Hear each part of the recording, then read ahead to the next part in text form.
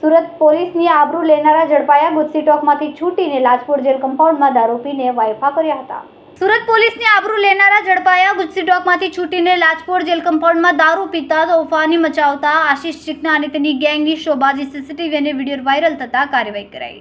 લાજપોર જેલના કમ્પાઉન્ડમાં દારૂની મોજ શોખ અને તોફાન કરીને ખોફ જમાવવાનો પ્રયાસ કર્યો, પરંતુ વિડીયો વાયરલ થતા સચિન પોલીસે ઝડપી પગલાં લઈને આરોપીને કાબૂમાં લીધા.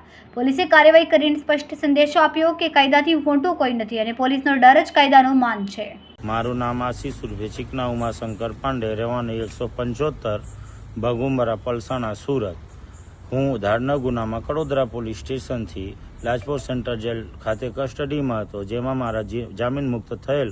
હું જેલથી બહાર આવેલો, મારા વિડીયો વાયરલ થયેલ અને એમાં કંઈ કાયદા વિશે કંઈ ખોટું હતું. એમાં પોલીસે અમને પોલીસ સ્ટેશને બોલાવીને એની જે કામગીરી હતી એ કર્યું. એના બદલ જે અમારાથી ભૂલ થઈ હોય, ભલે કાંચ આની હોય, જે બી એ હોય, એના બદલ હું માફી માંગુ છું.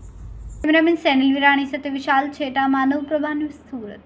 અમારા વિડીયોની નવી અપડેટ મેળવવા માટે સબસ્ક્રાઇબ કરો માનવ પ્રભા ન્યૂઝ ચેનલને. બેલ આઇકન ક્લિક કરો લેટેસ્ટ વિડીયો સૌથી પહેલા મેળવવા માટે.